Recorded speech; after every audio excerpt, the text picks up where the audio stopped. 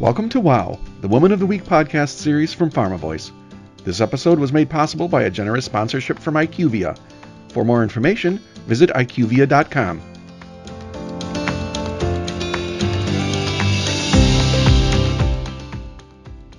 In this episode, Taryn Grome, editor-in-chief of Pharma Voice magazine, meets with Rebecca Kusko, Ph.D., Chief Strategy Officer, Immuneering Corp.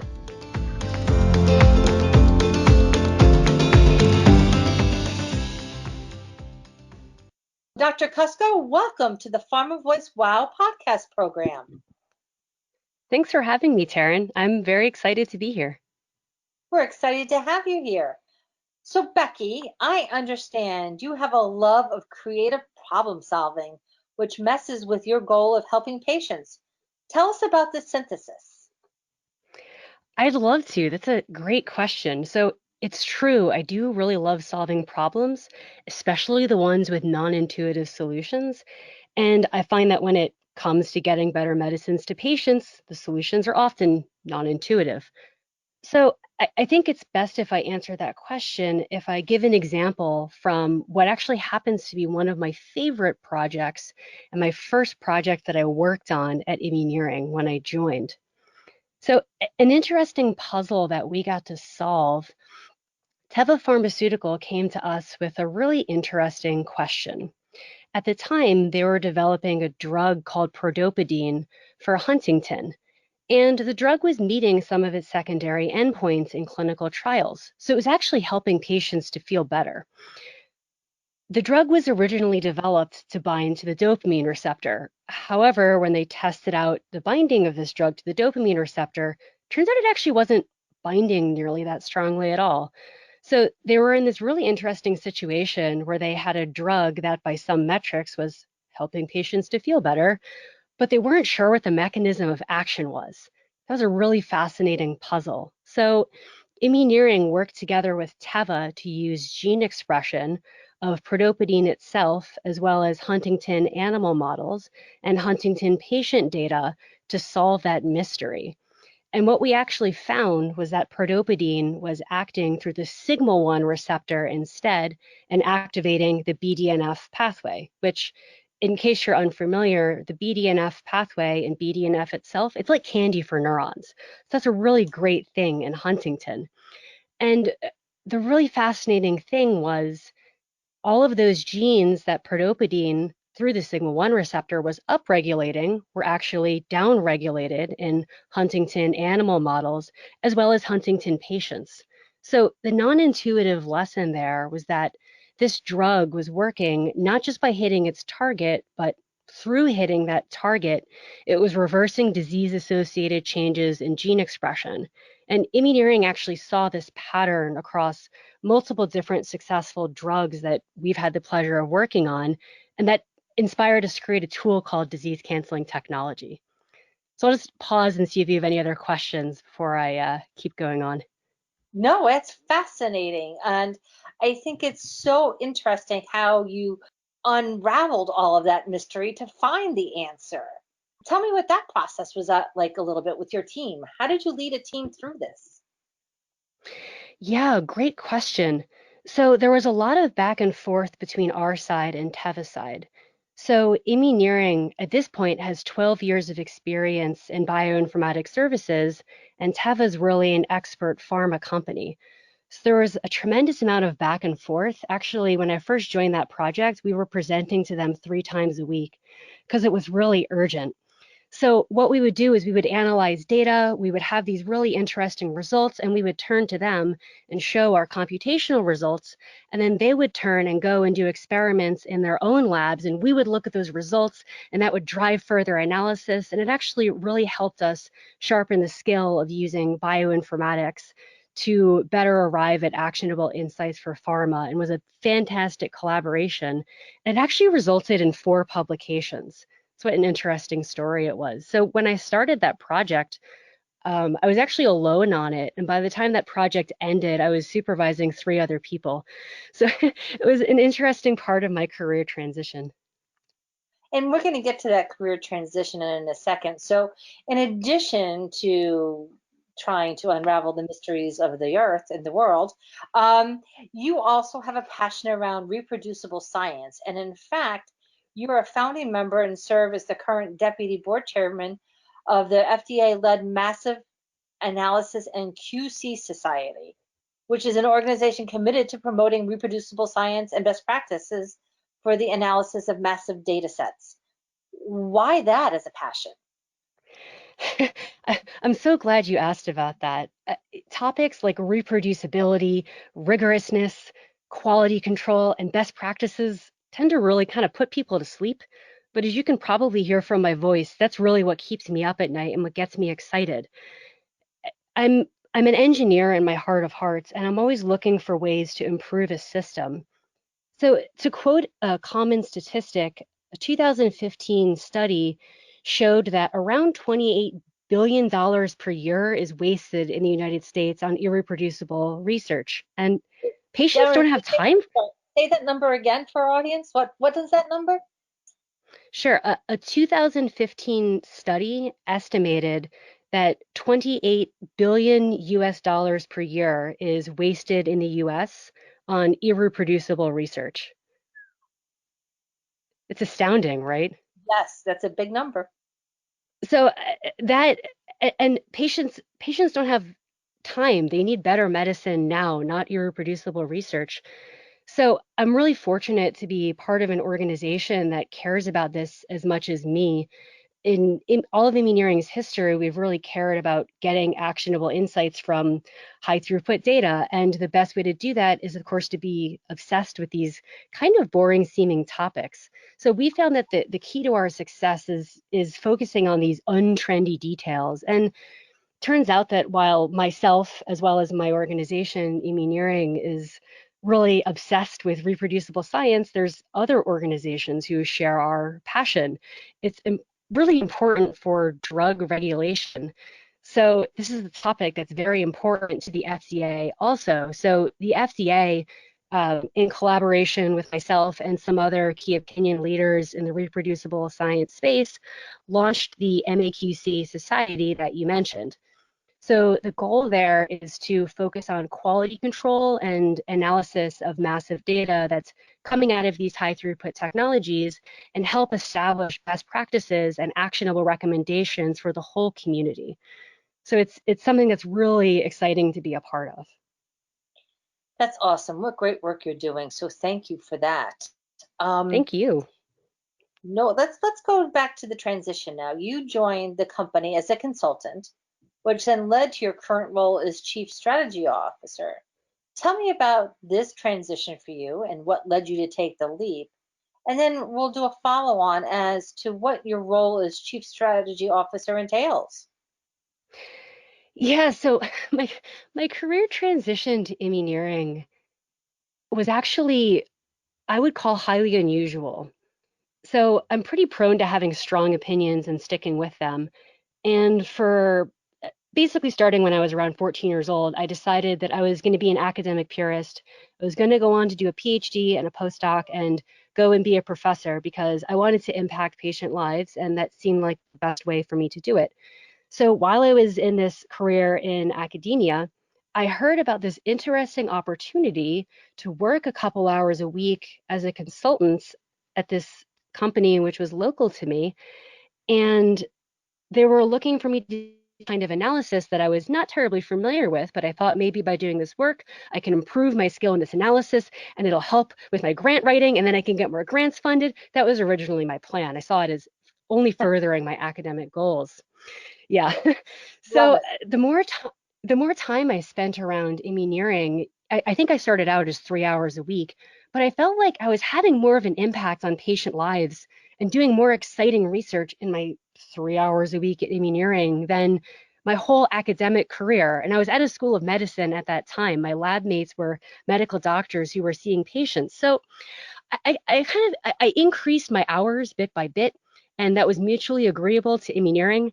Uh, they increased my hours, and the hours just kept increasing and increasing. And once it was like 30 hours a week, I just switched to full time and abandoned what I was doing in academia. Um, so that's how I ended up at Immuneering. It was I never did the normal interview thing because once you've been consulting that intensely for that long, it's actually a very natural career transition.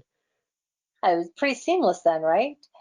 Yeah, Um, it was so very tell me natural. about your role. Yeah, tell me about your role as chief strategy officer. Yeah, let me tell you how I ended up in that role. And I know the title Chief Strategy Officer is a bit uncommon. Not every organization has one. So when I joined Immuneering, I really like working on hard problems as we discussed. So I said to my CEO, look, I really want to work on whatever is the largest, most driving imperative for Immuneering right now. So it means that within my first couple of years at Immuneering, I'd contributed to bioinformatics services. I'd helped to develop some of our platforms. I'd contributed to our drug discovery pipelines. I'd worked in oncology and CNS. I'd written code. I'd written papers. I'd written grants. I drafted 2-year budgets. I'd been an individual contributor. I'd managed teams. I'd led client engagements. I'd done business development. I helped raise our Series A. So Immuneering as a company went from being just a bioinformatics services business to also having some of our own proprietary tools that accelerate drug discovery, as well as having 3 separate pipelines, one in oncology, one in immuno-oncology, and one in Alzheimer. So some companies talk about having multiple shots on goal. Immuneering had multiple hockey games. So the company really needed someone who could be forward looking and making sure that Immuneering is moving in a good direction, but also make sure that our strategic initiatives get buy in across all the different business units and sectors of what we're doing. So turns out I was actually very qualified for that appointment because I've worn pretty much every hat at Immuneering and at some point sat in every single department. So that's more or less what I do as Immuneering's chief strategy officer is I make sure that all of our initiatives are coordinated and synchronized, but I also make sure that we're forward looking and thinking about our future. That's exciting. I love that you carved out that space for yourself, using your experience and figuring out where your best value was. That's highly unusual. That's wonderful. It was a lot of fun. Yeah, and when you're leading these teams and you're thinking about the future, what is your vision for the company? As a company, I'm really excited, especially about our newest initiatives, which are our 3 pipelines. So, like I said, we have a pipeline in oncology, we have a pipeline in neurodegeneration, and we have a pipeline in immuno-oncology. So, in the oncology space, we're actually working on a pan-KRAS inhibitor. So, this is something which could treat all KRAS-driven cancers, not just the ones with the G12C mutation. In the Alzheimer's space, we actually have a program where we've discovered subsets of Alzheimer that have totally different molecular biology and we think will respond to totally different targets. So as I look to the future of Immuneering, I'm so excited to see these existing pipelines grow. And given the technologies that we have, I'm excited about the new pipelines that we're going to add, in addition to continuing to maintain fantastic bioinformatics services for our clients in that space. That's exciting. Thank you so much for sharing. So, in addition to the hat you wear at Immuneering, you also serve as a mentor to graduate women at MIT, which is your alma mater. Why is mentoring important to you? Mentoring is very important to me because I really believe that I'm successful because of a lifetime of fantastic mentors. So, if my career is a baseball game, I was effectively born on third base, if we're being really honest, because my parents are both my mother and father are electrical engineers by training. So it took me until I was 14 to realize that there are some professions that have more of one gender than the other. By the time I was 16, my chemical engineer aunt had convinced me that I should consider doing a PhD, and my uncle with an MBA had already explained to me what company stock was. And I could go on, but I think you get the picture. I've had tremendous mentoring from a very young age up to the current point. So I think rather than just looking up my own career ladder, I really want to mentor the next generation. And one of my favorite programs is actually called Graduate Women at MIT. So it partners women who are in graduate school at MIT with mentors out there in industry, academia.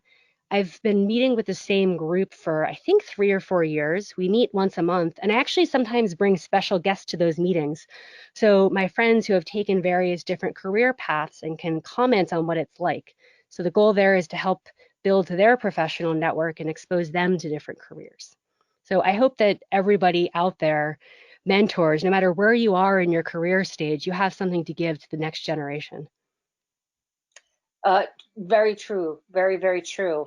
And you touched on something there, is that professional network and how important that is in your career journey. Can you comment about your professional network? Oh my gosh, networking is so incredibly important. I'm lucky that I'm, as you might have guessed by now, I'm a pretty big extrovert. So if there's someone that I want to talk to, I'll just march up to them at a conference and say hi. But one thing that I've been very fortunate about in my current job is because Immuneering has a client services business and is client facing, I'm actually exposed to people at a lot of different pharma companies. And even when those client engagements end, I tend to maintain those contacts. I'm also still in touch with a lot of people that I got to know at MIT while I was an undergraduate there who are now spread out all across the country doing very fantastic and exciting things. Excellent. I mean, as you outlined, you have mapped out a very purposeful career for yourself. Um, but not all people, especially women, have that same clarity, let's say. What advice do you have for other women who look to you as a role model who may someday want to aspire to the C suite? So I think two pieces of advice there that I've seen really challenge women, especially the ones that I mentor. I think women are very afraid to advocate for themselves because if we go out and tell everybody about how we're great, we feel like we're being arrogant and putting a big flashing billboard in Times Square that's blinking and says Becky is great. And that's not really what advocating for yourself means. For women who are looking to grow their career within their own organization, it's really easy once a month. Just write up a little short email with bullets and summarize the value that you've brought to your company that month. Then, sometime later, when you go to ask for that promotion, you have a nice history of emails that you've sent to your supervisor describing the value that you've brought to that company.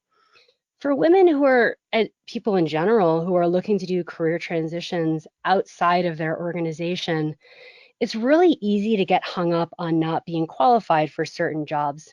For example, a lot of positions, especially C-suite positions, require previous C-suite experience, which is kind of like a circular logic. Like, how do you ever get a C-suite position if you've never had C-suite experience? Like, how do you break into that? And I think what a lot of people don't know is you don't necessarily have to have that previous C-suite job title on your resume if you see that as a requirement, but you can maybe argue about how you have all of the experience that you've had the equivalent of a C-suite job or are very qualified for that job. So those are two pieces of advice that I would give. I think those are really valuable pieces of advice. And I particularly love the one about knowing your value and being able to speak to your value. Really important in today's environment. And also being an advocate for oneself. I agree that women don't stand up and they don't speak up and want to tick off all the boxes before they move up. And that's not necessary. So, excellent pieces of advice. Thank Um, you. you know, I, I'm going to ask this question. I'm not sure how you're going to answer it, but is there anything you wish you know now that you didn't know as you were moving up the ranks? You were provided with a lot of great mentoring, and you really did start your career on third base. But is there anything that you maybe wish you knew that you did? Is there anything you wish you knew then that you know now? Yeah, oh my gosh. This advice about being your own advocate, I really wish I could give to myself. I learned that lesson relatively recently, and I was able to advance in my career through academia and in industry through other people really believing in me and championing for me. So at Immuneering, people within my organization really believed in me and pushed for me. And even people on the client side really believed in me and pushed for me. And that helped advance my early career tremendously. So I wish at the time I'd been brave enough to advocate for myself instead of relying on all of these other fantastic humans who really helped to push me and my career forward. Well, we think Becky is great, so I'm just saying. Um, Thank you. you're welcome. Finally, tell me about an accomplishment or a wow moment that either shaped your career or that has left a lasting impression on you. So I actually have a recurring annual wow moment. Is that okay? Sure. Okay. So every September, I go back to MIT and I give a guest lecture for a class of biological engineering sophomores. And it's a career exploration class. So undergrad can be a lot of kind of technical stuff. Like, how is it all relevant? At least that's what I remember thinking when I was sitting there as a sophomore in biological engineering at MIT. And when I go and give that guest lecture, it's my job to tell these undergraduates about my job and all the exciting stuff that I'm doing to help them think about their own careers. And it really makes me feel so great to be able to talk about how Immuneering is using these really cool technologies, including our disease canceling technology, to create drug pipelines. It just helps make all of it real. When I was a sophomore, the technology to do what we're doing now just simply didn't exist. So the tricky problems that I'm able to tackle now weren't nearly so tractable. So every time I go and I give that lecture, I'm excited to have something happy to share with them. And I'm double excited to see what the next generation of scientists and engineers is going to do with the technologies that are being born right now. Becky, thank you so much. And those lucky MIT sophomores, I hope they realize how lucky they are. Thank Because, you so much, Taryn. yeah, no, thank you so much for being part of our Wow podcast program. Loved hearing about what you're doing and how you're progressing drug discovery, drug translation, all of that great stuff that is going to help build the pipelines of the future, as well as sharing some great tips on how to progress one's career. So thank you so much. Taryn, thank you for your time, your questions, and for the opportunity. Thank you for listening to this episode of WOW, the Woman of the Week podcast series. And thanks again to IQVIA for sponsoring this episode. For more information, visit IQVIA.com. And don't forget to check out our other episodes at pharmavoice.com/wow. This 2020 program is copyrighted by PharmaLinks LLC.